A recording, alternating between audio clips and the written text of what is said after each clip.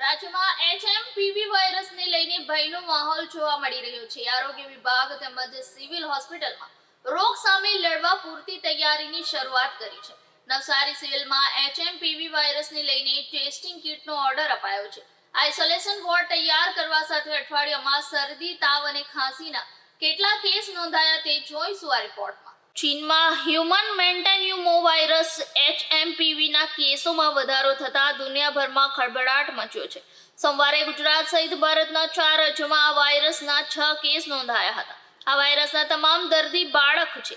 HMPV ની સંભવિત સ્થિતિને પહોંચી વળવા માટે ગુજરાતનું આરોગ્ય વિભાગ સતર્ક બન્યું છે અને રાજ્યની અલગ અલગ હોસ્પિટલોમાં જરૂરી તૈયારીઓ શરૂ કરી દેવામાં આવી છે।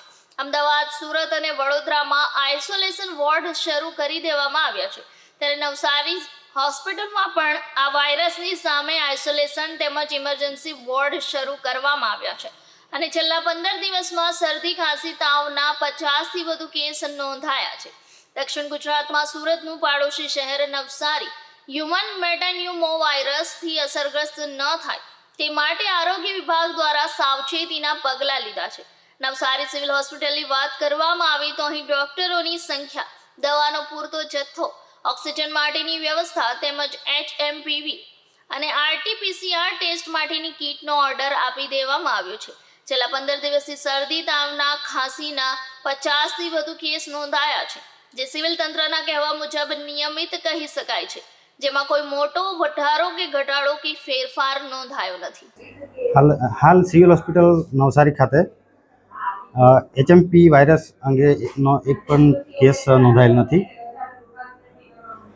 આ વાયરસના અગમચેતી રૂપે એને પહોંચી વળવા માટે પૂરતો દવાનો જથ્થો પૂરતો પ્રમાણમાં છે, આઇસોલેશન વોર્ડની વ્યવસ્થા કરી છે, ઓક્સિજન સપ્લાયનો જથ્થો બરાબર છે, તેમજ એની તપાસ માટેની કીટનો માટે ઓર્ડર પણ કરેલ છે અને ઇમરજન્સીમાં નાના બાળકો તેમજ મોટી ઉંમરના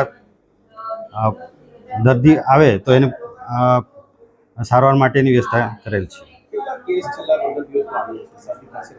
છેલ્લા 15 દિવસમાં 50 જેટલા કોમન કોલ્ડના કેસીસ છે, જે નોર્મલી દર વખતે આવતા હોય છે।